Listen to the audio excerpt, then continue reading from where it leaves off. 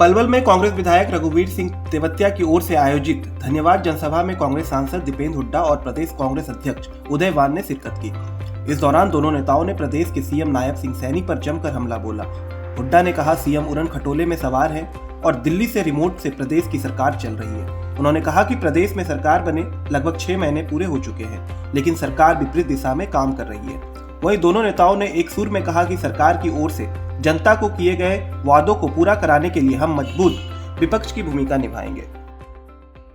तो जिम्मेदार पद पे बैठे हुए एक ऐसे व्यक्ति को इस तरह की बात, इस तरह के तंज, हल्के तंज नहीं कसने चाहिए। और उनके बारे में तो स्वयं उनके मंत्री कह रहे हैं कि 6 महीने से उड़न खटोले पे से नहीं उतर रहे। अनिल विज साहब ने कहा ये नायब सैनी जी के बारे में, तो उनको ये बताना चाहिए। और प्रदेश की जनता ये जान रही है कि उनकी सरकार वो कम चला रहे हैं और दिल्ली से रिमोट कंट्रोल से सरकार चल रही है। सारे प्रदेश के अफसर ये पूरा प्रदेश जानता है, तो अब उन बातों पे ध्यान दें तो अच्छा रहेगा। खड़े 17 को बजट पेश करेंगे और महिला खिलाड़ियों का विशेष ध्यान रखा जाएगा बजट में। देखिए, हमारी मांग है, प्रदेश का विपक्ष के रूप में मांग करते हैं कि जो वायदे किए गए थे उन वायदों को पूरा किया जाए। सरकार को अब 5-6 महीने हो गए हैं, लेकिन अपने वायदों को पूरा करने की बजाय सरकार विपरीत दिशा में काम कर रही है। जो कहा गया था उसके विपरीत काम किए जा रहे हैं। इन्होंने कहा था 3100 में धान की खरीद होगी, नायब सिंह सैनी जी ने ही कहा था, उसको पूरा तो किया नहीं। आपने देखा इन्होंने 75% प्रदेश की आबादी को बीपीएल के कार्ड बनवाने का कार्य किया, चुनाव जीतने के उद्देश्य से, लोगों को राहत पहुंचाने के उद्देश्य नहीं, क्योंकि अब वो कार्ड काटे जा रहे हैं।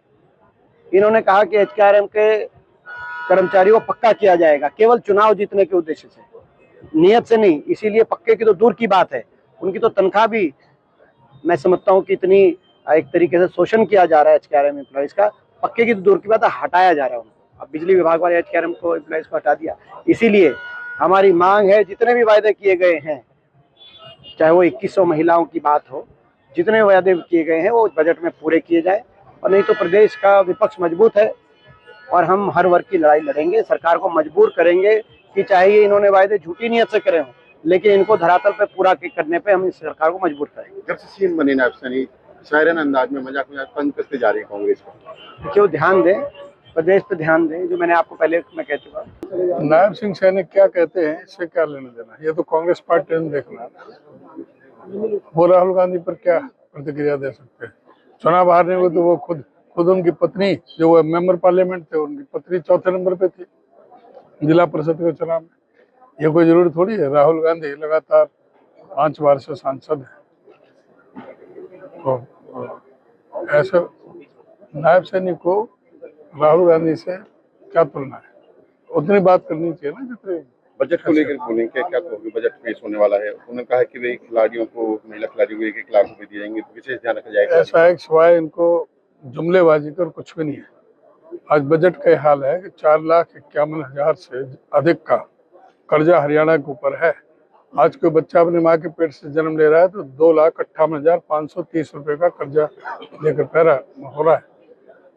नायब सैनी को ये बताना चाहिए कि उन्होंने घोषणा की थी कि भाई 8 अक्टूबर के बाद मैं किसानों का धान 3100 रुपए क्विंटल खरीदूंगा। क्या एक भी दाना अभी तक 3100 रुपए क्विंटल में खरीदा है?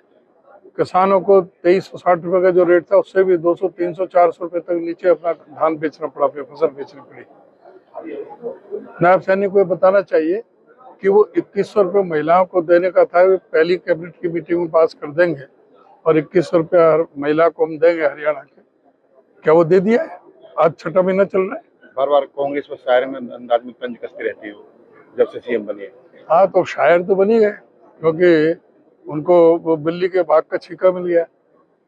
क्यों कहीं वो तो अपना बिस्तरा भी समेट के जाने वाले थे सीएम हाउस से। ये तो इलेक्शन कमीशन की मेहरबानी है, चुनाव आयोग की मेहरबानी से आज नायब सैनी वोटों से जनता के बनाए हुए नहीं है, तंत्र के बनाए हुए हैं, ईवीएम से बनाए। बिल्कुल।